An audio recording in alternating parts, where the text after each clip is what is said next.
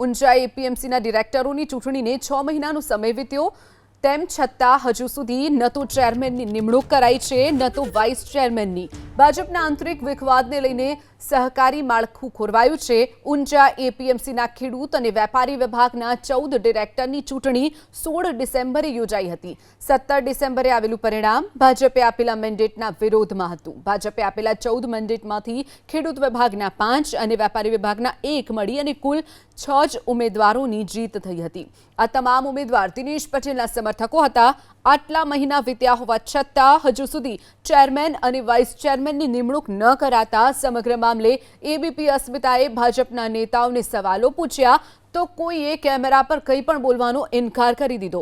Chairman અને vice ચેરમેનની નિમણૂક ન કરાતા વહીવટદારો હાલ વહીવટ કરી રહ્યા છે, જેના કારણે વેપારીઓને મુશ્કેલી પડી રહી છે।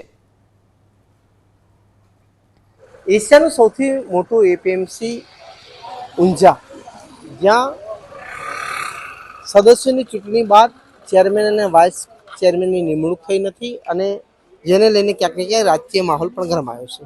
મારી સાથે અહીંયા વેપારીઓ બેઠા છે, તેમનાથી વાત કરીશું કે જે વેપારીઓ અહીંયા બેઠેલા જોવા મળે છે। સાહેબ, શું કહો છો, જે રીતે એપીએમસીમાં હાલ ચેરમેન અને વાઇસ ચેરમેનની નિમણૂક નથી, શું સમસ્યા છે, કઈ રીતે સાહેબ અત્યારે ચાલે છે? એપીએમસીનો આ કોઈ પ્રશ્ન અમારા લેવલનો નથી, એટલે આ બાબતે અમે કંઈ જાણતા નથી। તો સરકારમાં પૂછો, અગર જો તે અધિકારી જે તે વિભાગમાં પૂછો તો ખબર પડે, બાકી અમે એમાં કંઈ કશું કહી શકીએ એવું નથી અત્યારે। સાહેબ, ચેરમેન અને વાઇસ ચેરમેન ના હોવાના કારણે એપીએમસી કોઈ સમસ્યા થાય છે, કારણ કે જે વહીવટમાં કંઈ એટલે વેપારીને તો બધું રૂટીન કામ હોય, થતું હોય છે, પણ હોય તો સારું રહે। કામકાજની બાબતે કંઈ રજૂઆત કરવી હોય, કોઈ તકલીફ હોય તો અમે બે ધડક એમની જોડે જઈને રજૂઆત કરી શકીએ, એમાં કોઈ મૂંઝવણ હોય તો। પણ એવું નથી તો એ સરકાર જે કરવું એ કરી શકે, એમાં બાકી અમે કંઈ ના કરી શકીએ, કહી ના શકીએ। આપ માનો છો ચેરમેન અને વાઇસ ચેરમેન? હા, આવો તો સારું, જે તે પણ બેસે એ સારું જ છે ને, કારણ કે જે તે ચૂંટણી થઈ હોય અને જે તે સંસ્થાનો ચેરમેન વાઇસ ચેરમેન હોય, બાકી નગરપાલિકા તો પ્રમુખ સભ્યો હોય તો વ્યવહાર સારી રીતે થતા હોય। શું માનો સાહેબ, આપ શું માનો છો? ચેરમેન અને વાઇસ ચેરમેન હોય તો વેપારીના પ્રશ્નો સીધા રજૂઆત કરવી હોય તો સરળ ભાષામાં રજૂઆત કરી શકીએ, એટલે એની જરૂર તો છે જ।